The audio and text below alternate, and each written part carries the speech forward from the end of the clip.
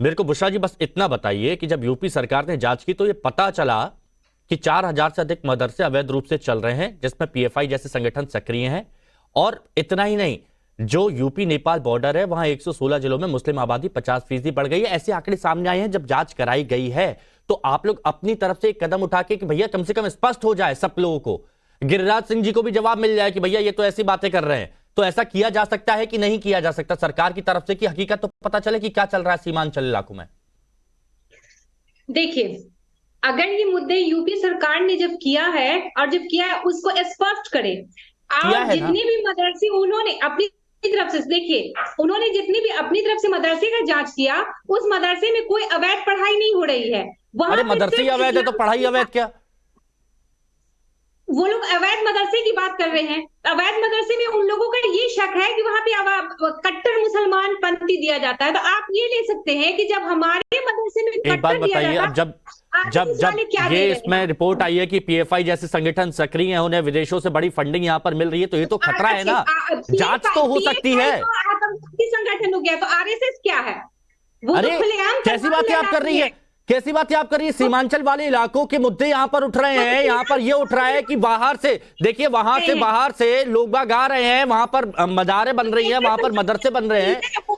उस बॉर्डर को क्यों नहीं सील किया जा रहा है? सेंट्रल सरकार क्या कर रही है उस बॉर्डर को? अच्छा, आप बिहार से हैं, आप बिहार से, आप बिहार से हैं, आप बिहार से हैं। क्या ये प्रैक्टिकली पॉसिबल है कि पूरी तरह से एक एक चीज एक एक जगह आप बिहार से, आप बताइएगा। हिमांशु, ऐसा है कि नदियों को छोड़ के बिहार में बाजाप्ता कई जिलों में बाजाप्ता दीवार बना दिए गए हैं, बार लगा दिए गए हैं और अपने क्षेत्र में लगाए गए हैं। जाते सुनिए, अरे भाई ऐसा है, लेकिन आप नदियों को नहीं कर सकते हैं, आप भ्रष्टाचार। लेकिन मेरा अपना मानना है कि घुसपैठ उतनी संख्या में अब नहीं है, ये बात फैक्ट है। लेकिन जो घुसपैट हो चुके हैं वहां, गिरी साहब, वो भारी संख्या में हुए हैं पहले से। अब देखिए घुसपैठ तो हो गई, ये कह रहे हैं कि करना है तो केंद्र करे ना, हमसे क्या बोल रहे हैं?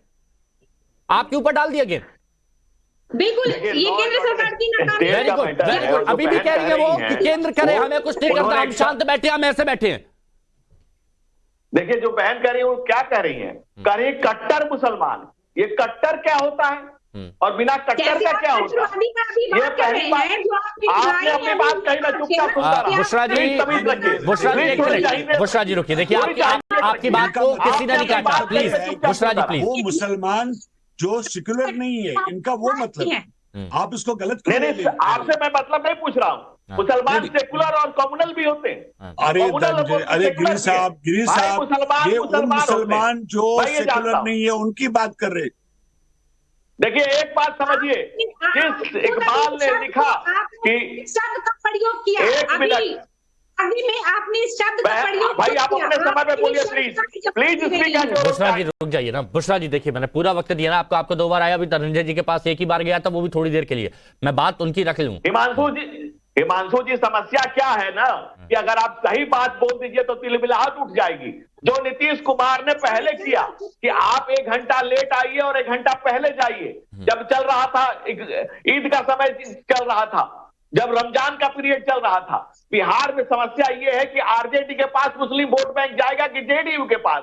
2 पाटन के बीच में साबुत बचाना, कोई दोनों मिलकर बिहार को बलिवेदी पर चढ़ा रहे हैं, इस्लामिक राष्ट्र बनाने की और अग्रसर कर रहे हैं दोनों मिलकर के, क्योंकि दोनों के बीच होड़ बची हुई है कि किसके पास मुसलमान का वोट आएगा।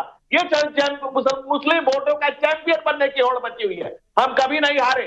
उस देशों को छोड़िए जो चारों तरफ से दुश्मनों से घिरा हो। अगर दुश्मन से घिरा हो तो एक बात है, लेकिन अगर दुश्मनों से भरा हो तो उसका आप क्या करेंगे? आप बॉर्डर सील करेंगे? बॉर्डर सील करके होगा क्या?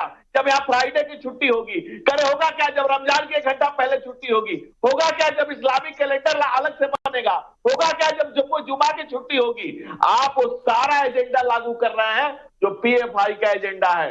वो जो कहते हैं ना, जिससे कहा मिली तराना गाया कि चीनो अरब हमारा, हिंदुस्तान हमारा, मुस्लिम है, वतन है सारा जहां हमारा।